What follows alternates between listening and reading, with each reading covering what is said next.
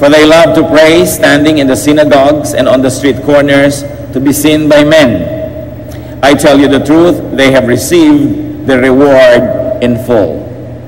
But when you pray, go into your room, close the door, and pray to your Father who is unseen.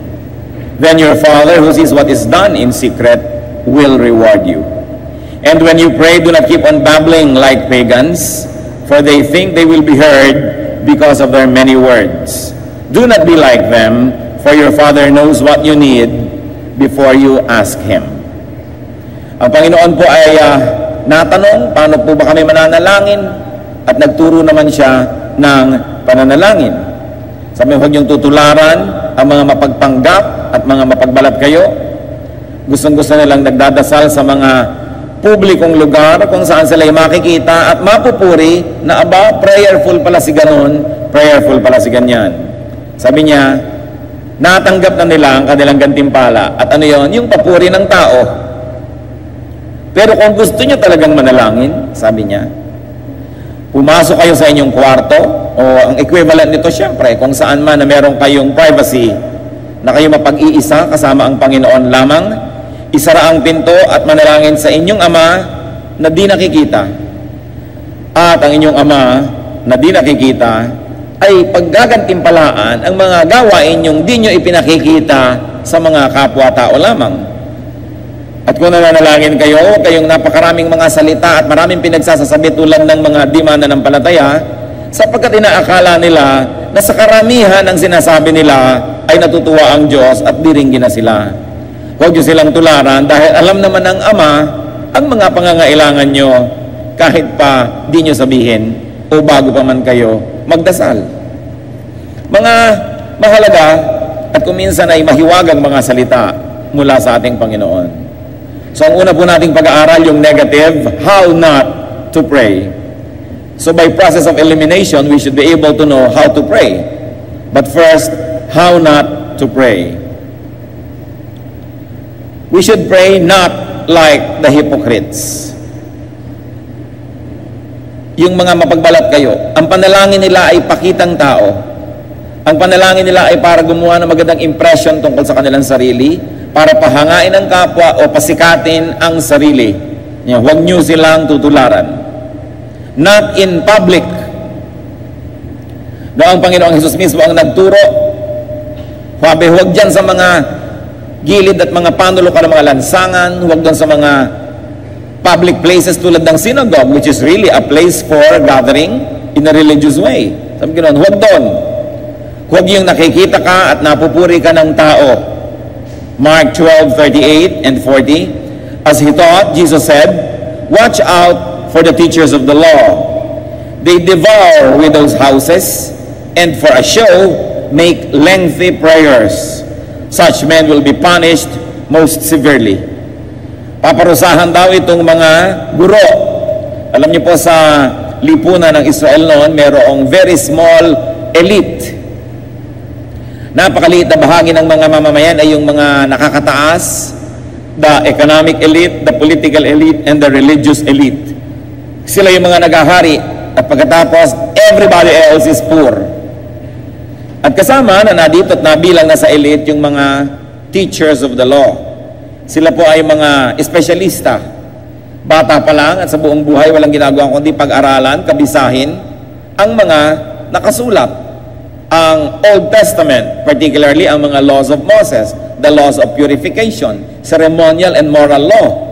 At ito naman ay kanilang laging ipinaliliwanag sa mga mangmang, sa mga mahihirap, sa mga magsasaka na mahigit 98% ng populasyon, more or less, sapagkat sa hirap ng buhay ng mga ito at sa bigat ng kanilang mga gawain pang araw-araw, ay wala na silang panahon pang mag-aral, magbasa, magmemorya, lalong-lalo namang magpakadalubhasa at umunawa ng mga matataas na bagay. At dahil itong mga scribes, itong mga Pharisees, itong mga teachers of the law, at tagapagpaliwanag, nagkaroon sila ng napakahalaga, napaka-importanting kalagayan sa lipunan. At dahil doon, nagkaroon naman sila ng kanilang mga pagpapaligsahan kung sino ang mas banal, kung sino ang mas marunong, para naman mas maraming humanga at mas tumaas lalo ang kalagayan nila sa lipunan. Ito ang mga tinutukoy ng Panginoon na huwag daw tularan. Naging hanap buhay na nila ang pag-aaral at pagtuturo ng salita ng Diyos, na doon na sila umaasa para lagi silang manatili doon sa ruling elite. At kadalasan na pagsasamantalahan nila ang kamangmangan ng mga tao. Hindi ba ganyan ang ginagawa ng napakaraming relihiyon? Pinagsasamantalahan ng kamangmangan ng mga tao sapagkat wala silang masyadong alam. So silang nasabing, itong ibig sabihin yan, itong ibig sabihin yan. Basta ang ending lang lahat ng katuroan nila ay lalo na nilang nahuthutan ng mga tao, lalo na nilang naalipin, lalo na nilang napasunod, lalo nilang nakontrol ang lipunan, lalo nilang napairal ang mga malulupit na mga pamamaraan ng lipunan na pinaghaharian ng konting mayayaman lamang. At ang relihiyon ang tagapagpairal ng kapayapaan, tinuturoan ng mga taong wala ng katapusang pagtitiis, pagsunod sa mga makapangyarihan, pagsurrender sa lahat, kaya tuwang-tuwa naman ang mga mayayaman sa relihiyon. Kaya ang Panginoon naman ay mababagsik ang kanyang mga salita laban sa mga relihiyoso. Sapagkat sa kanyang panahon, sa halip na ang katuruan ng salita ng Diyos ang maging paraan para ang tao ay lumaya, dahil ang sinasabi ni Lord, I am the truth and the truth sets free, ay lalo namang iginagapos ang mga tao ng relihiyon para pairalin ang sistema na nakabubuti para sa kokonti lamang. Kaya gano'n na lang ang pagtuligsa ng Panginoon dito sa mga relihiyosong taong ito. At isa daw sa kanilang mga paboritong palabas para pahangain ang mga mangmang ay ang mahahabang mga dasal. At kung mas mabuti pa yung mga dasal na hindi maiintindihan ng mga tao, mga dasal na napakatataas ng mga terminologies para lalo namang palawakin ang pagwat ng mga mangmang at mahihirap at ng mga nagaharing mga pinuno ng lipunan. Sabi ng Panginoon sa Matthew 23 verse 5, everything they do is done for men to see. Para pakitang tao, para pahangain lamang ang tao. So how not to pray? Not in public. Not to be seen by so many people. At ano pa po? Not with much words. Dapat hindi napakarami mga sinasabi. Matthew 6:7, and when you pray, do not keep on babbling like pagans, for they think they will be heard because of their many words. When you pray, brothers and sisters, do not inform God.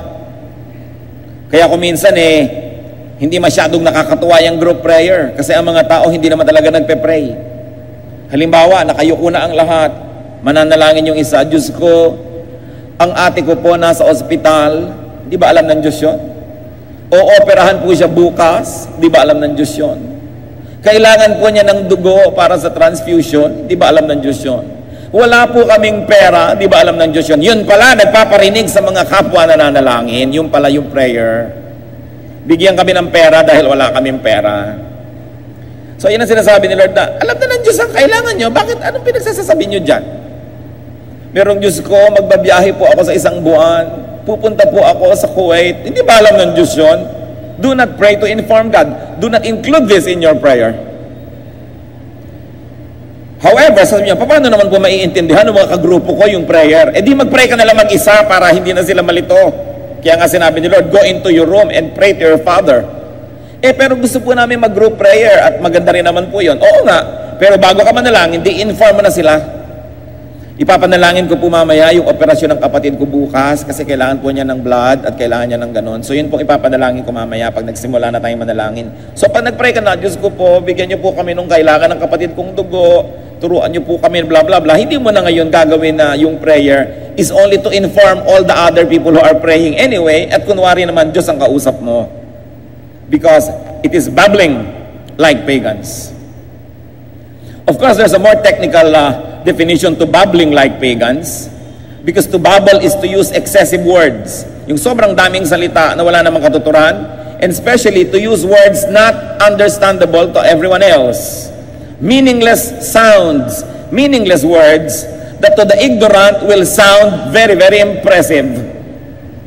Sasabihin tuloy ng mga hindi marunong, ay ano yung sinasabi niya? Latin ba yun? O ano ba yun? Hindi ko maintindihan. Hangang-hanga ngayon sa'yo dahil sabi mo, I'm speaking in the tongues of angels. Aba, meron pa pala siyang ibang alam na wika na di ko alam, kahanga-hanga naman siya. So yung ganyang mga uri ng panalangin, kung gusto nyong gawin, do it privately. What's the point in praying in public when you cannot be understood by everybody else praying with you? How can they say amen to something they do not understand? Kaya nagiging kumisan pa-impress na lang yan, at kumisan naman memorized na lang, hindi naman totoo. Dahil pag i-record mo, ito yung magpe-pray siya, yun na lang naman ang yun sinasabi. So, anong gustong mangyari? Sabi ni Lord, do not do that. Do not babble like pagans. They think they will be heard for their many words. So, keep your words few. Direct to the point. Hindi maarte. Meron naman tao, ang boses niya, halimbawa, ay ganito ang tono. Mga kapatid, ito po talaga ang tunay kong boses. Ito ang tunay kong speaking voice. Pero, brother, mag-pray ka na. O, sige po. Panginoon, tingin mo ang aming mga dalangin. Ano nangyari? Biglang nangongo, biglang umarte. Mga palabas. Sabi ni Lord, I'm not impressed with these things. Anong mga theatrics yan? Don't be like the pagans. Huwag niyong dagdagan ng arte at kung ano-anong di kailangan ng panalangin. Because your Father knows. The Father knows your needs. Sabi ni Lord sa Matthew 6:32, for the pagans run after all these things, and your Heavenly Father knows that you need them. Ngayon, interestingly, yun pong mga naunang Kristiyano, mga first generation Christians, prayed in groups. Una, kinailangan nilang gawin yun dahil wala silang kakampi. Ang Panginoon ay nagulat sila't namatay. Ang Panginoon ay dumanas ang libong hirap at sakit. Anong gagawin siyempre ng mga Kristiyano? Magtumpok-tumpok at magsama-sama dahil sila lang itong magkakakampi. Nagkaroon sila ng comfort in the presence of one another. So naturally, they developed group prayer. They were praying together. And it is not bad to pray together, so long as it is not for public show, so long as it has no hidden agenda or purposes, and it is not misused. So conscience in this case is the measurement. How then should we pray? So you don't pray in public for show. Ngayon, merong mga public prayer na hindi for show, that may be acceptable, that may even be profitable. So, pray, do not pray to inform God, do not pray to impress people, do not pray to make a show. How to pray? Pray in private. Siyempre, kabaligtaran lang yun. Pray in secret. Pray alone whenever possible. Matthew 6:6, the Lord was teaching His disciples how to pray. Sabi niya, but when you pray, go into your room, close the door, and pray to your Father in secret. And the Father will reward you. Si Elisha po, nung meron siyang mataimtim na panalangin na kailangan gawin, 2 Kings 4:33, he went in, shut the door on the two of them, and prayed to the Lord. Napag-isa siya at nanalangin. Meron pa kayang hihigit na halimbawa kaysa sa ating Panginoong Jesus? Mark 1:35, very early in the morning, while it was still dark, Jesus got up, left the house, and went off to a solitary place where He prayed. Magmamadaling araw pa lamang, madilim pa, bumangon na si Jesus, umalis sa bahay, nagpunta sa isang matahimik at nakahiwalay na lugar, at siya ay nanalangin. Luke 4:42, at daybreak, Jesus went out to a solitary place. Mark 6:46, after leaving them, He went up on a mountainside to pray. Matthew 14:23, after He had dismissed them, He went up on a mountainside by Himself to pray. When evening came, He was there alone. Inabot na ng gabi sa pananalangin. Luke 5:16, but Jesus often withdrew to lonely places and prayed. Luke 6:12, one of those days, Jesus went up to a mountainside to pray and spent the night praying to God. So may mga panalangin po ang Panginoong ubod ng haba. Ang tanong nyo, kung alam na ng Ama sa Langit ang ating mga kailangan, ba't ganun kahaba ang panalangin niya? Bakit kailangan maging mahaba? Definitely, hindi naging mahaba yun dahil paulit-ulit siya. Dahil sabi niya, huwag kayong paulit-ulit. Definitely, hindi naging mahaba yan dahil he was babbling o kung ano-anong mga nonsense ang sinasabi niya. Definitely, it was not that long because he was informing the Father, because he was teaching that the Father knows what we need before we ask Him. Bakit ganun kahaba? Sapagkat ang panalangin ay maaari rin at dapat ding bigyan ng puwang sa pakikinig sa Diyos. Kasi ang panalangin ay pakikipag-usap sa Diyos. Meron ba namang nakikipag-usap na monologue, siya lang ang nagsasalita? So may mga panahon ng katahimikan na sa lalim ng iyong panalangin ay dinidinig mo ang tinig ng Diyos at kinakausap ka ng Espiritu. Kaya humahaba. Hindi dahil sa dami ng sasabihin mo, kundi sa pakikinig mo sa mga sinasabi sa iyo ng Diyos. Dahil kinakausap tayo ng Diyos kahit ngayon. Sasabihin ng iba, ba't hindi ko po nadidinig? Kasi hindi ka naman nananahimik Lagi may nakasalpak na mga kung ano sa tenga mo para makinig ka ng electronic music. Lagi nakabukas ang TV. Lagi nakabukas ang radyo. Kahit nasa tahimik na bundok at magpipiknik ang mga Pinoy, pagkalakas-lakas ng tugtog. No? Para ka rin nasa gitna ng Quiapo sa ingay. Paano lagi kang may kausap? Ayaw na may nag-iisa sandali. Lagi na lang may kasama, may kausap. Hoy, samahan mo ako. Paano po mamaririnig ang tinig ng Diyos? Wala namang puwang. So, ang pananalangin, humahaba. Kaya ka magsasara ng kwarto o pupunta ka doon sa malayong lugar, sa tahimik, para makapanahimik ka at madinig mo ang Diyos. Prayer can also be just being with God. In God's presence. Hindi kailangang laging may sinasabi at lalo namang hindi ibig sabihin ng prayer ay shopping list. Akala ng marami ang prayer ay shopping. Lord, ito po ang gusto ko, itong gusto ko, itong gusto ko, itong gusto ko, ito ang bigay mo sa akin, ito ibigay mo. Tapos ang prayer ay utos, pagalingin mo po ganito, baguhin mo po ang asawa ko, bigyan mo po ako ng pera, yung tumutulo namin bubong, ayusin niyo po. Bigyan niyo ako ng trabaho, patahimikin niyo ako, pagalingin niyo ako. So ang prayer ay shopping at utos sa Diyos. Tapos sasabihin na naman, kaya hindi ako nabe-bless. Kasi kulang. Prayer, very especially, can just simply be a one-on-one with the Lord. Kayo lang. Kayo po, kung merong mahal sa buhay, bawa, asawa niyo, mahal na mahal niyo, di ba gusto niyo may mga panahong nag-iisa lang kayo? Inis na inis kayo kumisang mamamasyal kayo kasama yung biyanan. Akala ko ba tayo lang? Sabi mong gano'n, ba't may kasama? Akala ko ba mag-iisa tayo dito sa ating lakad? Bakit kasama itong mga kapatid mo? No? So, gusto mo na sa solo siya kasi mahal mo siya. Hindi kaya gusto ng Diyos na magkaroon din ng panahon na mapag-isa tayo sa Kanya dahil mahal niya tayo? At mapatunayan din natin ang pagmamahal natin sa Kanya na nag-iisa tayo kasama siya, walang ibang mga abala. Kaya mahalaga yung one-on-one.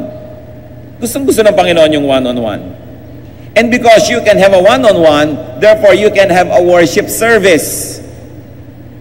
Ano po bang ibig sabihin ng worship service? Akala ng iba, yung worship service, yung official, formal program ng church tuwing linggo, worship service. But remember, it is a worship and service. Sino yung sinaserve? Walang iba, kundi ang Diyos. How do you serve God? By pleasing God. How do you please God? Kaya tayo kumakanta because God loves music. So ang kanta mo hindi for others, hindi performance, for God. Kaya may sumasayaw because God loves dance. Obviously, when God created the human body, lahat ng movement pwedeng gawin ng katawan, may mga joints para tayo gumalaw. And as you move, especially when you move artistically and when you move beautifully, it is a celebration of the wonder of God's creation of the human body. So dance is an act of worship. It pleases the Maker. Parang kung kayo nagdisenyo ng kotse, dinisenyo nyo na tatakbo ng mabilis, paano kayo matutuwa kung hindi nyo nakikita kung tumatakbo yun ng mabilis? Nagdisenyo kayo halimbawa ng isang bahay na nagbibigay sa inyo ng privacy. Paano kayo matutuwa kung wala naman palang privacy doon sa dinisenyo nyong bahay? So dinisenyo niya ang katawan so that we might be mobile. Kaya paano nyo naisip na parang patay naman to dahil hindi gumagalaw? Kasi habang may buhay, may galaw. Kaya kahit na mga maliliit na mga cells Pag tiningnan nyo sa microscope, may gumagalaw-galaw uli doon sa loob, may mga naglalakaran, may mga paikot-ikot dyan. Even the atom, may mga umiikot-ikot sa loob kasi life is movement. Therefore, movement is celebration of life, and beautiful movement is worship to the Creator of life. It is praise to God. Sila sa inyo, Lord, ito mong ginawa kong kamay, tingnan nyo po, nakakagalaw na parang isda. Nakakagalaw din na parang kalapati. This is the beauty of your creation, and I celebrate it. That's why the arts are important components of service to God, because we know that God is artistic, obviously. Titingnan nyo lamang yung langit, iba't ibang kulay sa iba't ibang panahon ng araw. During the day, alam mo na ang God is a God of color, God of painting, God of the visual arts. Pag hinihipo mo ang mga bato, mga dahon, mga puno ng nyug, iba-ibang texture, alam mo that God is sculptor. Pag nakikinig ka sa lahat ng mga huni ng ibon, huni ng hangin, tunog ng tubig, bagsak ng ulan, tunog ng pinipritong galunggong, alam mo that God is God of sound and music. Dahil ang dami-daming laging sound, iba't ibang emosyon ang kanyang itinuturo sa atin. So ano ang worship service? You serve God with the gifts that He has given to you. You please God. That's why offering is part of the worship service. Because we say, Lord, I'm giving it to you, not because you need it, but because I'm recognizing that it is yours. And by continuously giving to you, I'm continuously recognizing that you are the source of all good things. And because you are the source, I must give back. Parang tubig, water cycle. Kung yung mga ulap ang pinagmumulan ng lahat ng tubig, kaya may evaporation para bumalik sa Kanya, para may ibigay siya uli, para bumalik sa Kanya. Kaya kung may tinatanggap tayong pagpapala sa Diyos, binabalik natin uli ang certain percentage para may babalik uli, kinikilala natin na siya ang pinagmumulan noong buong cycle. What will happen pag walang evaporation? Hindi magkawala ng magiging ulap, wala ng condensation, hindi na magli-liquefy yung gas water. So ano mangyayari? Wala ng tubig. Kaya mga hindi marunong mag-offer, nawawala ng tinatanggap yan hanggang matuyo sila ng matuyo. Kasi hindi nila kinokompleto yung cycle. That's why worship service. You come to serve God, to give Him glory, to give Him pleasure, to please God. So whatever it is that will please God, most of the time, you must do in private. Gusto mong sayawan ng Panginoon, close the door and dance to the Lord, and it is a form of prayer. Ngayon, when you dance before people, consent na consent ka, hindi magkamali, maganda yung movement mo, nalilimutan mo na kuminsan kung para kanino ka ba sumasayaw. Bagamat kung nasa group naman at may tao, may nanonood, dapat naman sila hindi ma-offend sa pinagsasasayaw mo, kaya gandahan mo rin talaga dahil baka maging sagabal ka sa pag-worship nila, imbes katulong sa pag-worship nila. Kaya nagpa-practice, inaayos, ginaganda, pero not to please people, not to impress people, but always to serve God. Kaya worship service. Gusto nyong lumuhod sa Panginoon? Lumuhod kayo. Pero kung luluhod kayo sa dinadaanan ng maraming tao, di nakaabala kayo, kaya sabi, close the door, go into your room, go to a quiet place, and do your thing. Gusto mong magpatira pa sa harapan ng Panginoon? Mas may lugar para dyan in your private worship. Gusto mong ang haba-habang dasal, utang na loob, huwag pagka naglilid ka sa aming lahat. Gawin mo yon privately. Dahil pag magkakasama tayo, there is an unwritten contract that there's a beginning and end to our activities, more or less. That there is predictability, and there should be order because there are so many people with various moods and different ways of expressing themselves to God. That's why in your very personal expression to God, go into your room, close the door, and pray in secret. Yun ang itinuturo ng Panginoon. Marami siguro sa inyo, pag may worship, gusto nyo rin sumayaw sa Panginoon, pero ang sikip-sikip kasi, hindi kayo makagalaw, tatamaan na yung katabi nyo. Kaya kung gusto nyo pa rin gawin dito, ang lalapad ng mga pasilyo natin, pwede nyo gawin sa maluluwag na space. You may. Pero kung pag nadagdadasalamang pala kayo, umiikot kayong kasimbilis ng turumpo at nagtatatalong kayo, naligalig na ang inyong mga katabi, do it in private so that people will not be distracted by your personal expression of worship.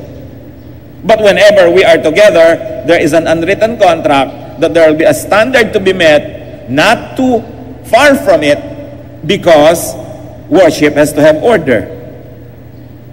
Kaya mga halaga mga kapatid, yung private prayer. Yung mga private yung dalangin, ipanalangin nyo na lang privately, hindi nyo na kailangang ipaghalandakan sa buong kongregasyon. Hindi naman naiintindihan ng iba, hindi naman nakaka-relate yung iba, so hindi rin sila effectively makakapanalangin para dyan. Very importantly, and let me be emphatic, continue to develop private prayer. And remember, ang turo ng Panginoon, pray to God, meaning pray to the Father. Lahat ng sabi niya, pray to your Father, pray to the Father, our Father who art in heaven. Huwag niyong kakalimutan kung sino ang addressee ng dasal, the Father. Jesus said, our Father, pray to your Father, and Jesus modeled that, always praying to the Father. It can be fruitful to pray with and among people. Kaya may public prayer din naman eh.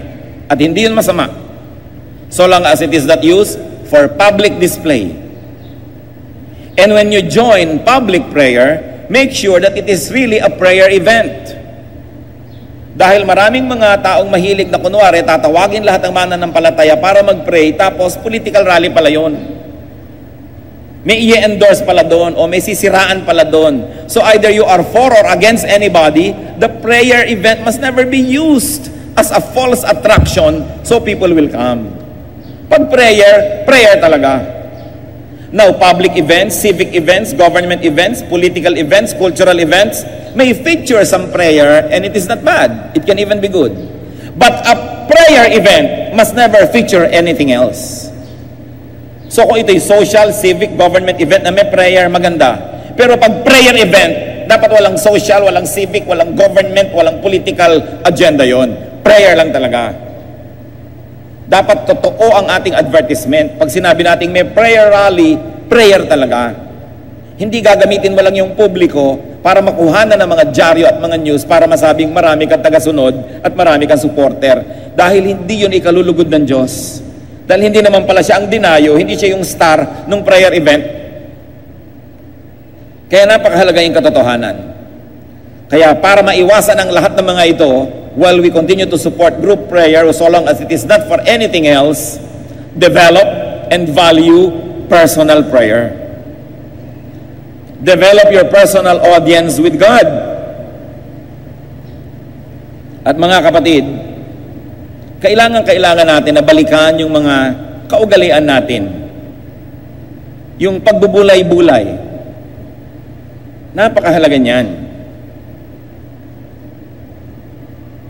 Pagmumuni-muni. Sabi ng iba, pagninig.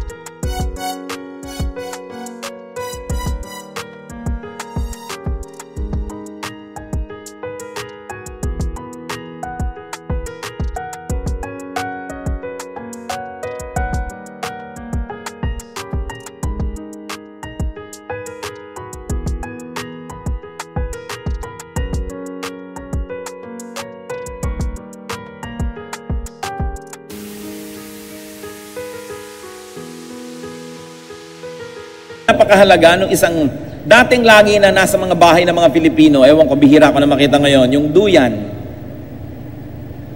Or its other equivalent, yung silyon, yung tomba-tomba, rocking chair. Nakikita niyo po ang ating mga ninuno, laging nakaupo dyan sa silyon, tutomba-tomba, ganyan-ganyan, kakalog-kalog sila ng konti na ganon, o sasakay-sakay sa duyan. Because that tomba-tomba and duyan can be a tool of aloneness. Because when you sit on it, nag-iisa ka, wala namang may kakambal ka pa doon sa duyan. So, yung palang nahihiwalay ka sa tao. And your repetitious movement sa pagduduyan o pagsisilyon somehow places you in a very relaxed mood. That your mind and heart will open to spiritual things that are otherwise not seeable, not visible, not available to you when you are so busy, full of noise and full of people around you.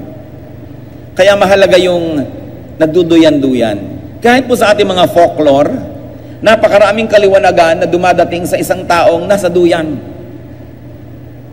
So dapat pag-aralan and Christianize it. Gamitin sa pagninilay-nilay at pananalangin sa Panginoon. Subukan. Dahil nakikita po natin ang hina-hina ng prayer life ng maraming tao. Kasi yung iba naman, ano daw yung prayer life nila? Yung tawag nila, quiet time. May maliit na manual. Ano bang date ngayon? December ganon. Ano ba ang reading? Yung verse na yon. Read. O ano bang sinabi? Blah, blah, blah, blah, blah, blah. So therefore, anong natutunan mo? Write sa notes. Pray like this. Sasabihin pa siya kung ano yung pagpe-pray mo. Tapos na at nag-quiet time na daw. Well, it is that bad. It is not enough. Kung yung akalain na nagbasa kayo ng prayer manual, nakapagnilay-nilay na kayo noon at nakapagbulay-bulay at nakapagmuni-muni na.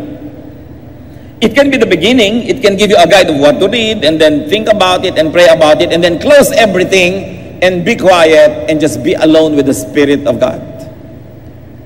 Kasi habang nagbabasa ka pa ng manual, inuutusan ka pa ng writer noon kung anong iisipin mo, kung anong gagawin mo, kinokontrol ka pa rin eh. So paano ka magkakaroon ng one-on-one with God kung meron kikialam at nagdidirect sa'yo kung anong gagawin mo? It's good probably to start your day para meron kang reading, meron kang guide, but then close it and have a one-on-one with God. I-develop po natin uli mga kapatid dyan, kung meron sa atin ngayon na magsasabing, hindi ako masyadong masaya sa prayer life ko. In fact, pag ginraidan ako, bagsak. Pag may nagsabi sa atin na yung aking pagbubulay-bulay, pagmumuni-muni, personal prayer with God, ano yun? Nakakain ba yun? Yung ang iksi-iksi nun, wala pang 3 minutes. Nakakapagsarap ako ng kwarto at nananalangin, nagwo-worship sa Panginoon mag-isa. Pagka hindi po nangyayari itong mga ito, huwag tayo magtaka that there is so much moral failure, that there is so much moral weakness, because we recharge when we are praying. Spiritually, we get tuned into God. Parang plug na isasaksak natin sa outlet, nare-recharge ka. Marami po sa atin, parang telepono, laging low bat. Kaya kailangan mo mag-recharge. Bakit hindi ito yung magre-recharge kayo ng cellphone nyo? Isipin nyo rin, habang nagre-recharge ako ng cellphone, magre-recharge din ako spiritually. Kasi mas madalas pang i-recharge ang cellphone kesa sa espiritu. Kaya natin dapat maalala yan. Hindi kailangan laging western style na may binabasa, may notes, may guide, although hindi naman ito masama. But do not think that when you do it, you're already an accomplished, prayerful Christian.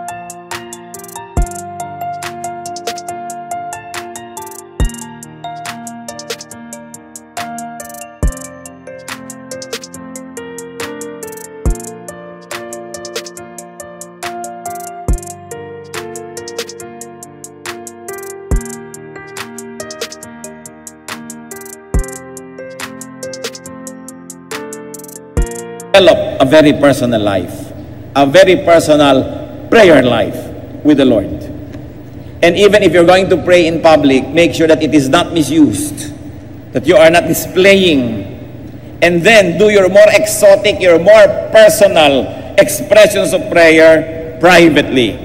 So no one will be offended, and you will have more room and time for it. Because for everything there is season and a time for every matter under heaven. Aming Diyos, nagpapasalamat kami na papaalalahanan nyo kami tungkol sa panalangin.